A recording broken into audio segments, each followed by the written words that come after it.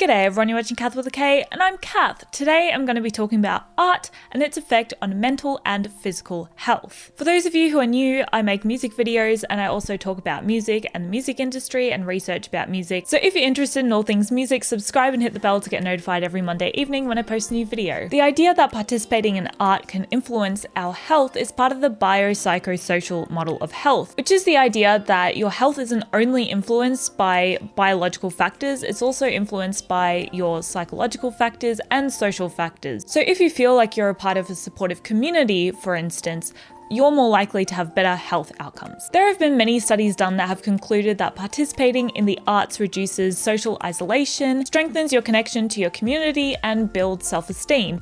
And this is when you're doing it as part of a group or in isolation. Engagement in the arts has also been associated with a perception of higher happiness and reduction in stress. So I wanted to go through the evidence that there currently is for these positive effects.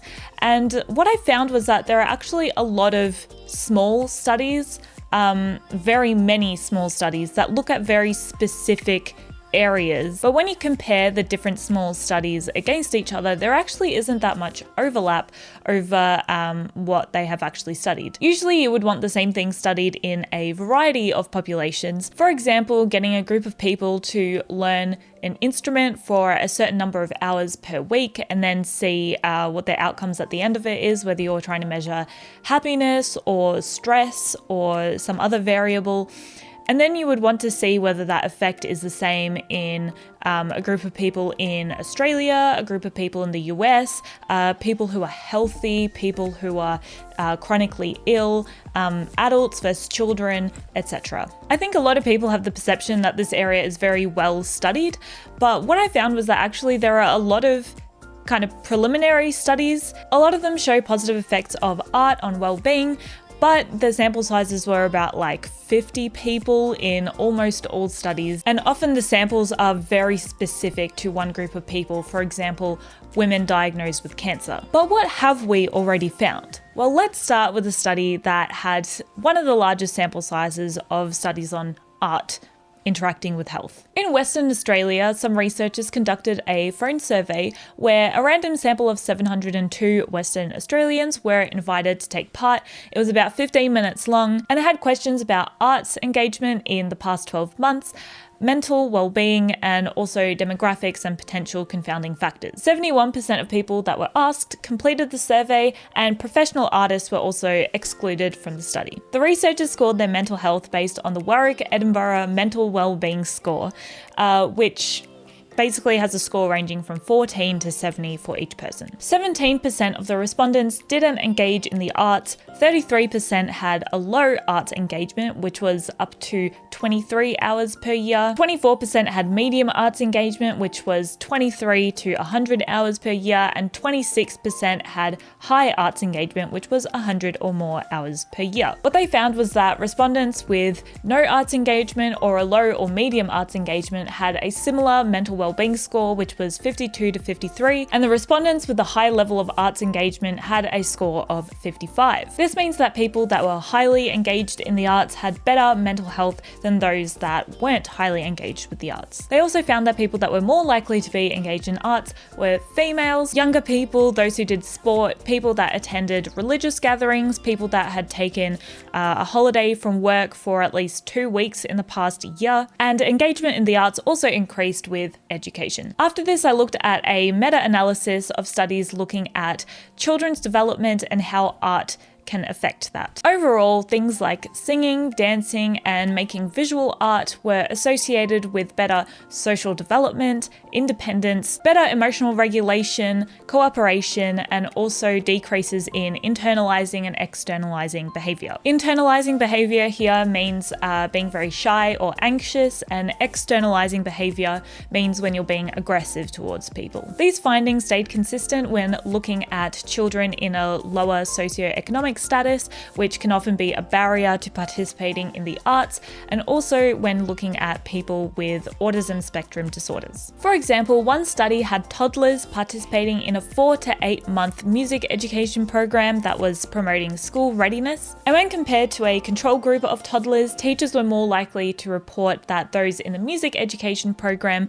had higher levels of social cooperation, interaction, and independence over the school year. Another study had children being assigned to a dance group that met twice a week for 8 weeks, and the parents and teachers of these children reported that they had significantly improved their social skills in this time, as well as reducing internalizing and externalizing behavior, and these effects were greater than those that were found in a control group. There were a few studies where there was also no relationship found between things like music and developing better social skills. For example, 6-year-old children who took lessons in the keyboard or voice didn't show any improvements in social skills over the course of a year. I personally think that this might indicate that different sorts of art participation can develop different kinds of skills, like maybe social skills are only going to be developed if you're doing music in a group, or, socially, maybe not necessarily music, but art in general, such as dance. So maybe art making could just be a good context for social interactions,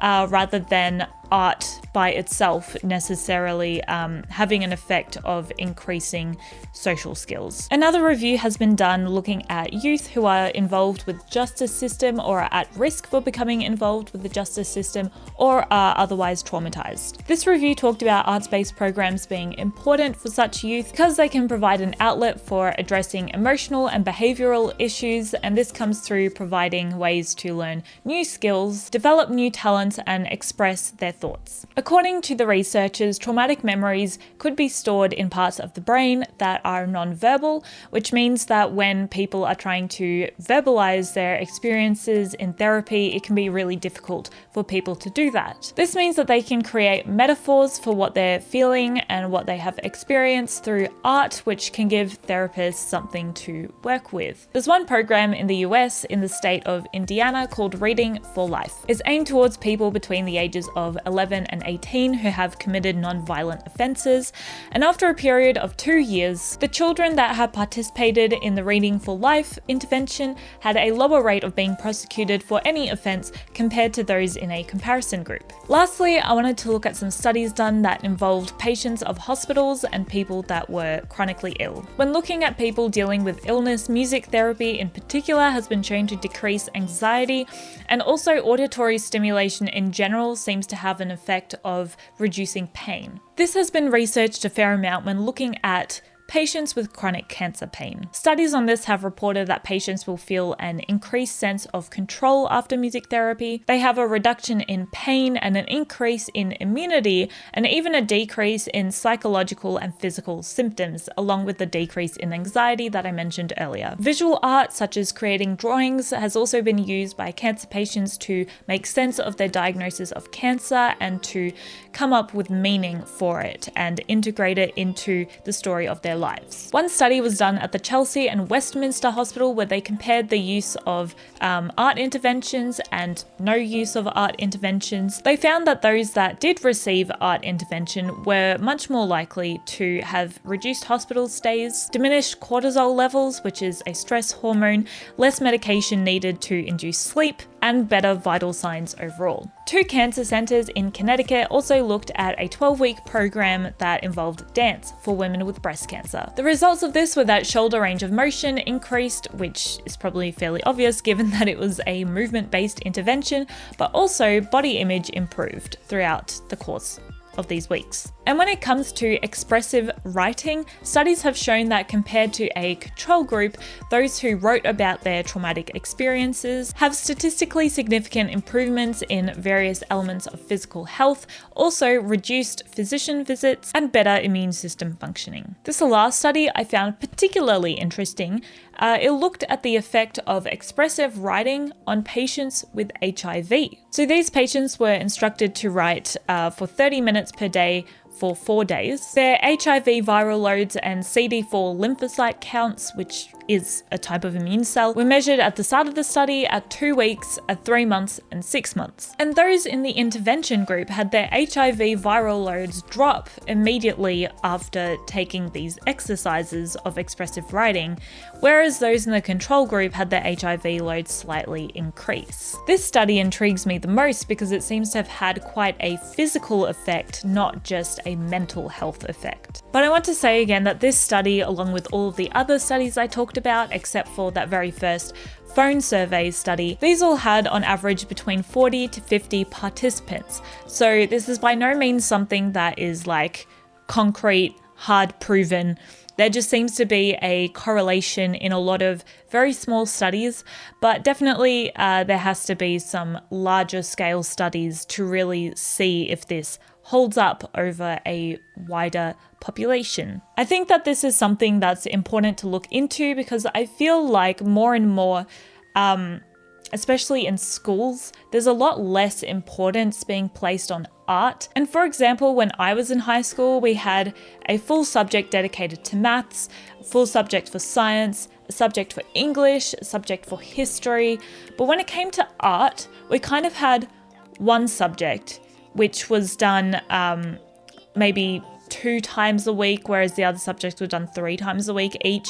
And we only had a third of the year for visual art, a third of the year for music, and a third of the year for like designing and woodwork and stuff like that. So I really feel that through our education system, we kind of get the message a lot that art isn't important, but it seems like it probably really is important, especially since we've been doing art for such a long time as a species, for thousands and thousands of years. And every now and again I hear stories about especially American schools cutting arts out of the curriculum or greatly diminishing it, or even in Australia funding for the arts getting cut and stuff like that. And I think that it would be great for us to really investigate more deeply how the arts affect us and even our health, because you know we have so many things going on with